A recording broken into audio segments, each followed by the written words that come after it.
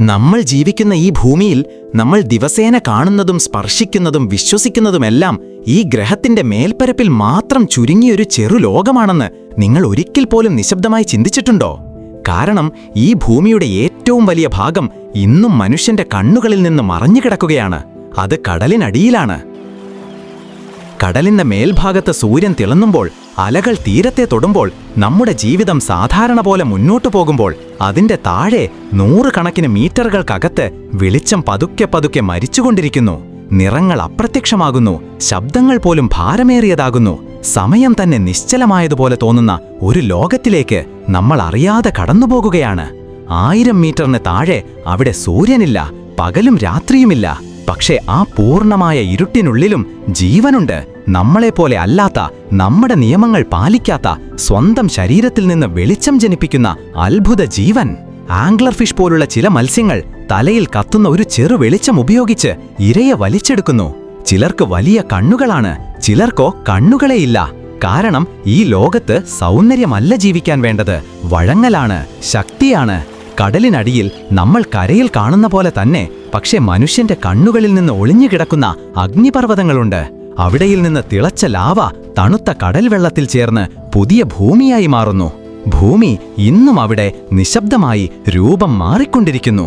Hydrothermal vents എന്ന സ്ഥലങ്ങളിൽ സൂര്യന്റെ ഒരു കിരണം പോലുമില്ലാതെ രാസ ഊർജത്തിന്റെ സഹായത്തോടെ ജീവൻ പിറക്കുന്നു. അത് നമ്മെ പഠിപ്പിക്കുന്നത് ജീവിതം ഏത് ഇരുട്ടിലും വഴി കണ്ടെത്തുമെന്നാണ്. കടൽ നിശബ്ദമാണെന്ന് നമ്മൾ കരുതുമ്പോഴും അതിന്റെ ആഴങ്ങളിൽ തിമിംഗലങ്ങളുടെ വിളികൾ നൂറുകണക്കിന് കിലോമീറ്ററുകൾ സഞ്ചരിക്കുന്നുണ്ട്. അവ ശബ്ദങ്ങൾ അവർക്കുള്ള ഭാഷയാണ്, വഴികാട്ടിയാണ്. പക്ഷേ ഇന്ന് മനുഷ്യൻ സൃഷ്ടിക്കുന്ന കപ്പലുകളുടെ ശബ്ദങ്ങളും സോനാർ പരീക്ഷണങ്ങളും ഈ ശബ്ദലോകത്തെ വേദനിപ്പിക്കുകയാണ്. കടൽ വെറും വെള്ളമല്ല, അത് മനുഷ്യചരിത്രം ഓർമ്മകളായി ഒളിപ്പിച്ചു വെച്ച ഒരു മ്യൂസിയമാണ്. ദ്വാരക പോലുള്ള പുരാതന നഗരങ്ങൾ ഇന്നും അതിൻ്റെ അടിയിൽ നിശബ്ദമായി ഉറങ്ങിക്കിടാകുന്നു.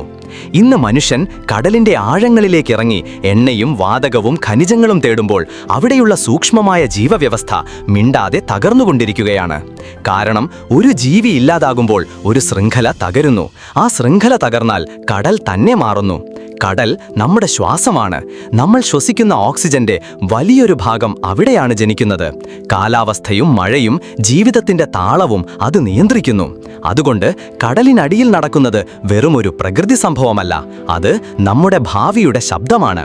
നമ്മൾ കേൾക്കാത്ത, നമ്മൾ കാണാത്ത, പക്ഷെ നമ്മൾ ഇല്ലാതെ കഴിയാനാകാത്ത ഒരു നിശബ്ദ വിളി നമ്മോട് വളരെ സാവധാനം, വളരെ ആഴത്തിൽ ഒരൊറ്റ കാര്യം മാത്രം പറയുന്നൊരു വിളി: എന്നെ മനസ്സിലാക്കൂ, എന്നെ സംരക്ഷിക്കൂ.